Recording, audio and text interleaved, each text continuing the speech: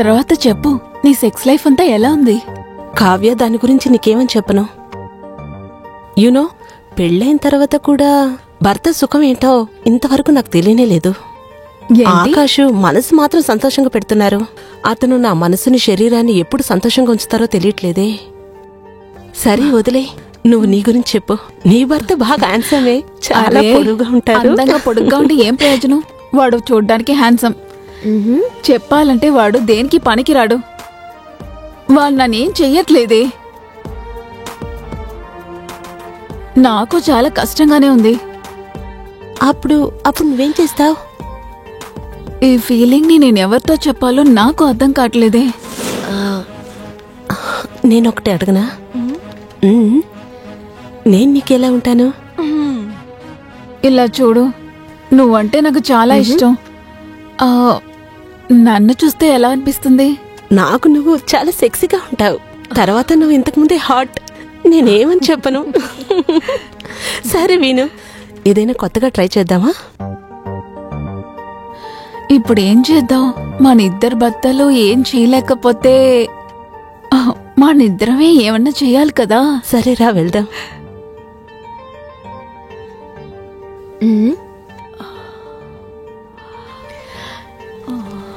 నువ్వు నా సంతోషం, నేను నీ సంతోషం. నువ్వేం చెప్తావు?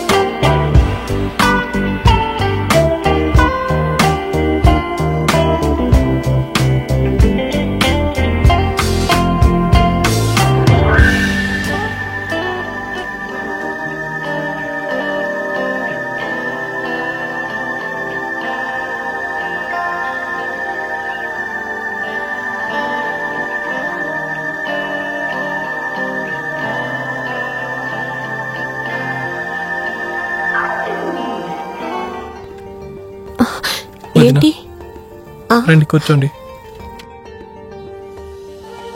ఏమైంది విక్కీ? కూర్చోండి వదిన. నువ్వెందుకని ఇంత ఎమోషన్ అవుతున్నా? అదేంటంటే మీరు బాధపడేది నేను చూస్తూ ఊరుకుండలేను. ఏంటి సమస్య? నాకేం సమస్య ఉందంటున్నావు నువ్వు? మీ అన్న రూపంలో నాకు ఒక హస్బెండ్ దొరికారు. ఇంతకు మించి నాకేం కావాలి? వదిన, ఒక అమ్మాయి కోరికలు ఒక మంచి మగాడు దొరికితే మాత్రం పూర్తి అవ్వవు. నువ్వేమనాలనుకుంటున్నావు? వదిన, నా నుండి మీరు ఒక విషయం దాచుతున్నారు కదా వదిన. ఆ రోజు మీరు మీ ఫ్రెండ్ మాట్లాడుతున్నది నేను విన్నాను. విక్కీ ఇలా చూడు, మీ అన్న ఎలా ఉన్నా తనతో ఉండడానికి సంతోషంగా ఉంటాను. వదిన, ఒక్కసారి నా కళ్ళలోకి చూసి చెప్పండి, అన్నయ్యతో మీరు సంతోషంగా ఉన్నారని. వదిన చెప్పండి ప్లీజ్.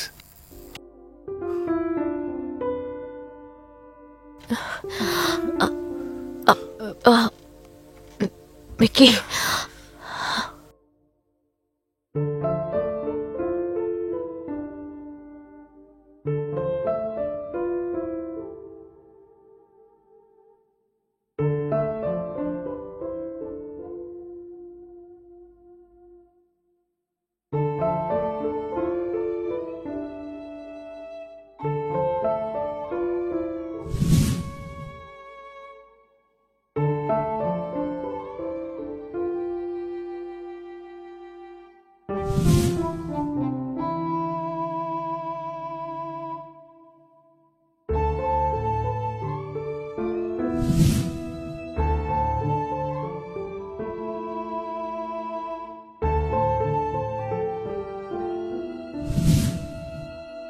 వదిన ఎలాగైనా నా మాటలు వినాలి. నేను కోరుకున్న ఆశలు తను తీర్చాలి.